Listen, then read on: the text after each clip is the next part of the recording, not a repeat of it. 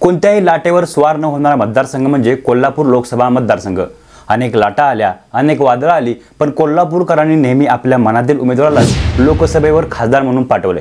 गेल्या 2 निवडणुकांचा विचार केला तर 2014 साली मोदी लाट असून देखील राष्ट्रवादी काँग्रेस पार्टीचे धनंजय महाडिक हे खासदार झाले होते, तर 2019च्या लोकसभा निवडणुकीमध्ये सेनेचे संजय मंडलिक हे खासदार झाले होते। या दोन्ही निवडणुकीत जे उमेदवार निवडून आले त्यांच्या निवडून येण्यामागे खारीचा वाटा होता तो काँग्रेसच्या सतेज पाटील यांचा। त्यामुळे कोल्हापूर जिल्ह्याचं राजकारण हे नेहमी सतेज पाटलांच्या भोवती फिरत असल्याचं आपल्याला दिसतं। तिथे उमेदवार कोणताही असो, सतेज पाटील हे नेहमीच किंगमेकरच्या भूमिकेत राहिलेले पाहायला आपल्याला मिळतात। 2014ला त्यांनी धनंजय महाडिक यांना साथ दिली होती, तर 2019ला त्यांच्या विरोधात शड्डू ठोकून सेनेच्या संजय मंडलिक यांचा त्यांनी प्रचार केला होता। तसं पाहायला गेलं तर सतेज पाटील आणि महाडिक कुटुंबीय हे एकमेकांचे कट्टर विरोधक आहेत। तरी देखील 2014 साली त्यांनी आघाडीचा धर्म पाळत धनंजय महाडिक यांना आपली साथ दिली होती आणि त्या जोरावर धनंजय महाडिक हे त्यावेळी लोकसभेवर निवडून गेले होते। परंतु पुढील काळात झालेल्या विधानसभा निवडणुकांमध्ये सतेज पाटलांनी केलेली मदत महाडिक विसरले आणि त्यांच्या विरोधात धनंजय महाडिक यांचे बंधू अमल महाडिक हे विधानसभेच्या मैदानात उतरले। ज्या बंटी पाटलांनी कट्टरता विसरून मनापासून आघाडीच्या धर्माचं पालन करत धनंजय महाडिक यांना लोकसभेत पाठवण्यासाठी प्रयत्न केले होते, त्याच महाडिक कुटुंबियांनी सतेज पाटलांचा विधानसभेच्या निवडणुकीत गेम केला। परिणामी त्या निवडणुकीत पाटील हे पराभूत झाले। त्यानंतर सतेज पाटील यांनी महाडिक कुटुंबाविरुद्ध शड्डू ठोकत सहकारी संस्था, कारखाने, स्थानिक स्वराज्य संस्था, विधानसभा निवडणुका यांसारख्या अनेक ठिकाणी आपलं वर्चस्व सिद्ध केलं। अशातच 2019 सालच्या लोकसभा निवडणुकीत पुन्हा एकदा धनंजय महाडिक हे राष्ट्रवादी काँग्रेसच्या तिकिटावर लोकसभेच्या मैदानात होते, तर त्यांच्या विरोधात सेनेचे संजय मंडलिक हे युतीचे उमेदवार होते। परंतु यावेळी मात्र आपल्यासोबत झालेल्या गद्दारीचा वचपा काढण्यासाठी सतेज पाटील यांनी आघाडीचा धर्म न पाळता आमचं ठरलेचा नारा देत सेनेच्या संजय मंडलिकांना आपली साथ दिली आणि परिणामी या साथीमुळेच संजय मंडलिक हे 2019 साली महाडिकांचा पराभव करत पहिल्यांदाच लोकसभेवर खासदार म्हणून निवडून गेले। पुढे कोल्हापूर जिल्ह्यातील विविध निवडणुकांमध्ये आमचं ठरलेचा नारा चालूच राहिला, परंतु पुढे सेना फुटीनंतर कोल्हापूरचे खासदार संजय मंडलिक हे उद्धव ठाकरेंची साथ सोडत शिंदेंच्या शिवसेनेत गेले।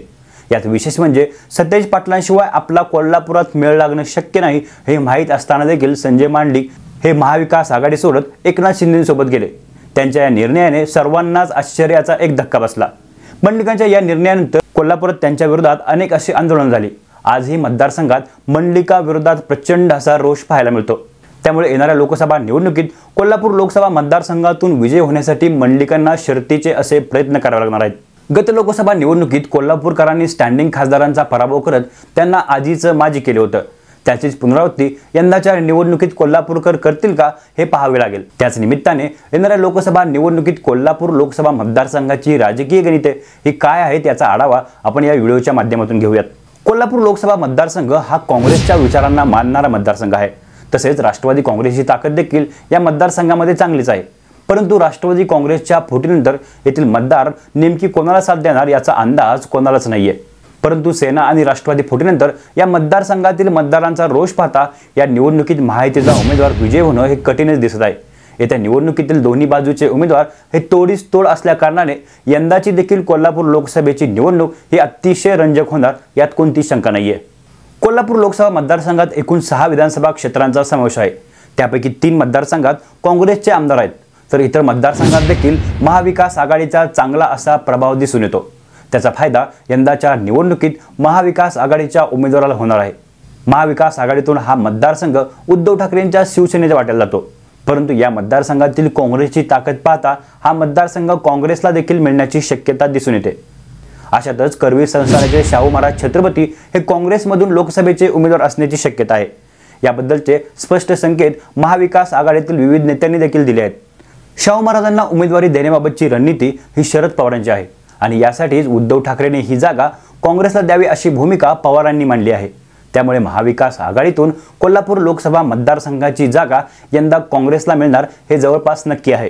एकूणच शाहू महाराजांच्या एंट्रीने यंदाच्या निवडणुकीत मंडलिकांना निवडून येणं खूप कठीण जाणार आहे। छत्रपती घराण्यातील उमेदवार असल्या कारणाने सर्वसामान्य मतदारांचा ओढा त्यांच्या बाजूने असणं साहजिकच आहे। अशातच बंटी पाटलांची ताकद त्यांच्यासोबत असल्याने शाहू महाराजांच्या विजयाचा मार्ग सुकर दिसत आहे। एकंदरीतच कोल्हापुरातून शाहू महाराजांना उमेदवारी देऊन महाविकास आघाडीने मंडलिकांना चांगलंच खिंडीत पकडलं आहे। यंदाच्या लोकसभा निवडणुकीत कोल्हापूर लोकसभा मतदारसंघामध्ये महायुतीमधून शिवसेनेबरोबरच भारतीय जनता पार्टीने देखील आपला दावा केला आहे। भाजपमधून कोल्हापूरची जागा लढवण्यासाठी विविध असे अनेक चेहरे इच्छुक आहेत, परंतु गेल्या आठवड्यात एकनाथ शिंदे यांच्या शिवसेनेचं महाअधिवेशन हे कोल्हापुरात पार पडलं। त्याच वेळेस कोल्हापूर जिल्ह्यातील दोन्ही मतदारसंघाचे उमेदवार हे आमच्याच पक्षाचे असतील असं त्यांनी त्यावेळी स्पष्ट केले आहे।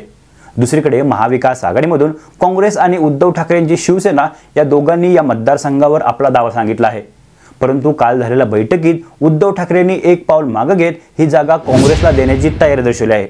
त्यामुळे यंदा कोल्हापुरातून शाहू महाराज छत्रपती विरुद्ध संजय मंडलिक असा थेट सामना आपल्याला बघायला मिळणार आहे।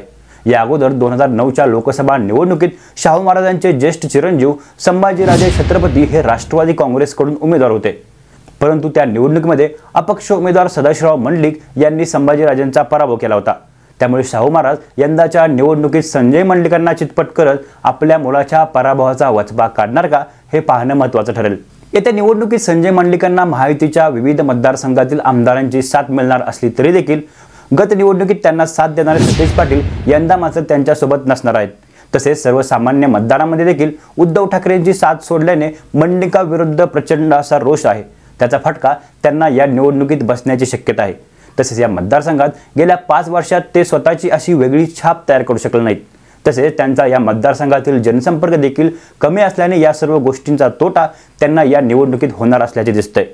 तसेच सध्या भाजपमध्ये असलेले आणि गत निवडणुकीत मंडलिकांचे विरोधक असलेले खासदार धनंजय महाडिक हे युतीचा धर्म पाळत त्यांना किती साथ देणार हे देखील पाहणं महत्त्वाचं आहे। तर याउलट गत 2 लोकसभा निवडणुकीत इतर पक्षांचे उमेदवार असून देखील बंटी पाटलांनी आपली ताकद पूर्णपणे त्यांच्या मागे उभी केली होती। यंदा तर त्यांच्या स्वतःच्याच काँग्रेस पक्षाचा उमेदवार कोल्हापूरच्या मैदानात असल्या कारणाने ते जास्तीच्या जोमाने या मतदारसंघामधील आपली ताकद या काँग्रेस उमेदवाराच्या पाठीशी उभी करणार यात कोणती शंका नाहीये। त्यामुळे या गोष्टींचा सामना करत मंडलिकांना ही निवडणूक जिंकणं सोपं नसणार आहे। एकूणच येणाऱ्या लोकसभा निवडणुकीत कोल्हापूर मतदारसंघाचा पुढचा खासदार कोण असेल असं आपल्याला वाटतं याबद्दल आपण आम्हाला नक्की कळवा, आणि हा संपूर्ण व्हिडिओ कसा वाटला हे देखील सांगायला विसरू नका। तोपर्यंत धन्यवाद।